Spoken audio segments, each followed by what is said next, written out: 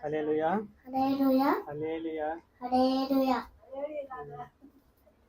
ఏడో మాట యేసుక్రీస్తు శిలువలో పలికిన ఏడో మాట ధ్యానించుకుందాం.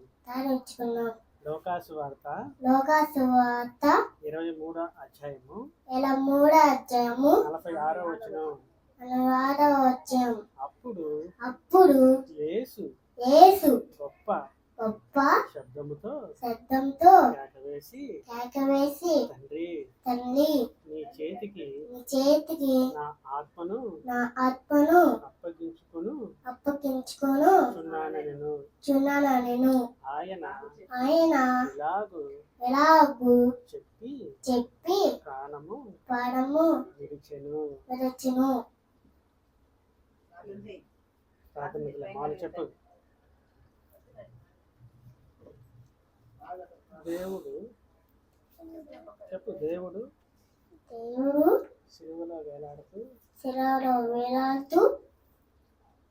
తండ్రి చేతికి ఆత్మను అప్పగించుకోను. మనము కూడా ఈ భూలోకంలో పుట్టిన ప్రతి మనిషికి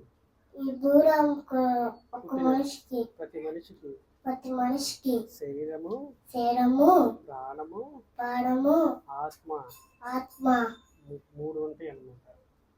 మూడు ఉంటాయి. ఆత్మను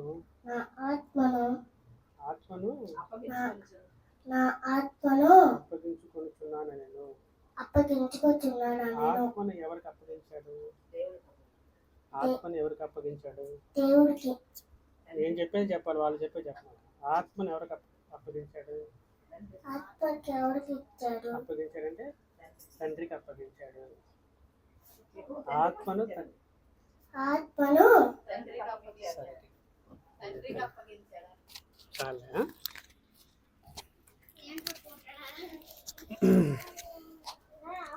చాలా ఉంచావా?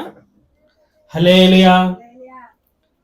సరే, చిన్న బిడ్డలు వాళ్ళు ధైర్యంగా వచ్చి ఇక్కడ నిలబడి చెప్పటమే గొప్ప ధన్యత వాళ్ళకి. ఆ ధన్యత పెద్దవాళ్ళైనా మీరు పోగొట్టుకోకుండా, భయపడుకోకుండా ఈసారి సంవత్సరానికైనా సరే వాళ్ళని చూసి నేర్చుకొని మేము చెప్పాలన్న ఆసక్తి మీకు కలగాలి. సరే, ఈ మాటను మనం వివరించుకుందాం.